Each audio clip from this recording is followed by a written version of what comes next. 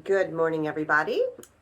Today is Monday, April 13th, and this is Dr. McFarland, Shalona McFarland, here in the Philippines. And today, I thought I would discuss staying positive. Sometimes, in all the hustle and bustle of life, it can be tricky to actually stay positive in what we're thinking and what we're doing.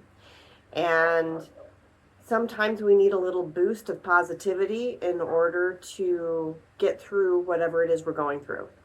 So, um, I live out here by myself, my choice, and sometimes it can get a bit lonely and a bit frustrating because there's a language barrier, there's a cultural difference, there's a lot of things going on that make it tricky sometimes to actually stay positive. And I have realized in the last few days that there have been a few things recently that really got me into a space, hi baby, of not being as positive as I normally am. And I do try really hard to be positive. Hi. This is a great way to help you stay positive. Have one of these guys in your life. Yeah, because they help a lot.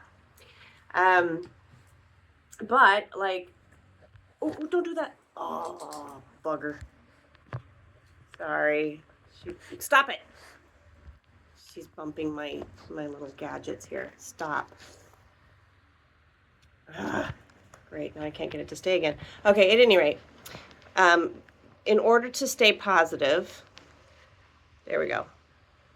Sorry. You want to really focus on the things that matter. Your relationships, the animals in your life, the things that are going right. Okay. I've always been one of those people of it's not a matter of whether the glass is half empty or the glass is half full. There's something in the glass. That's what matters, right? As long as you got something in your glass, then hi, Catherine. Then you're doing good. And so I am pretty good at coming up with coping mechanisms. So, for instance, some of you who know me and who've talked to me know that I say living in the Philippines here is kind of like a country run by 12-year-olds. And that actually helps me stay positive more than anything else.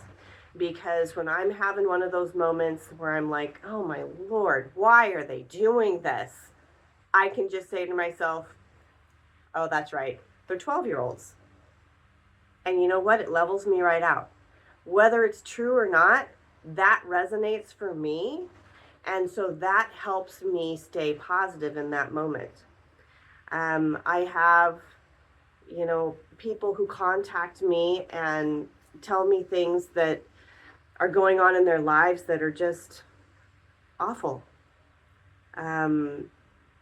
Being lied to and having adulterous spouses and wanting to commit suicide. And I mean, like heavy, heavy stuff.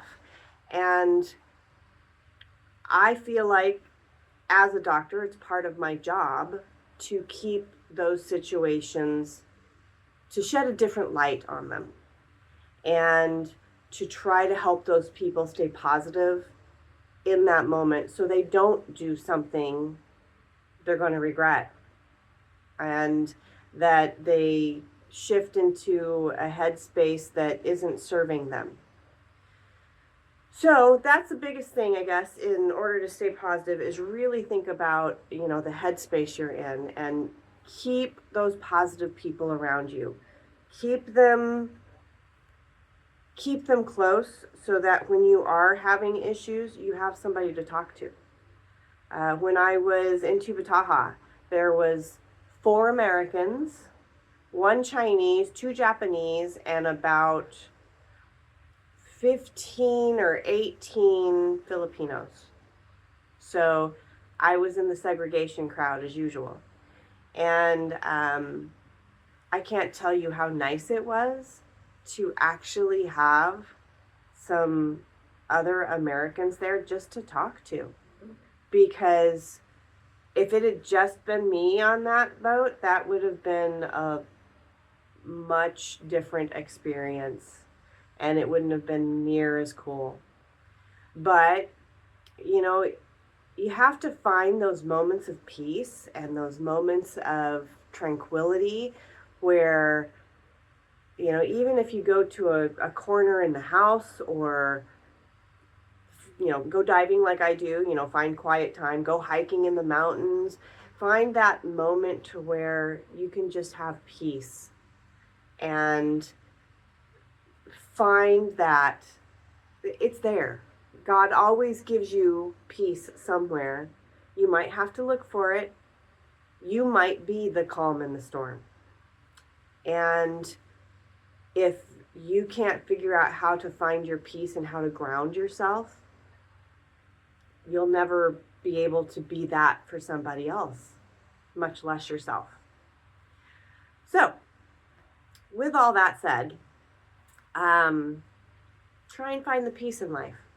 Find that person that helps you relax.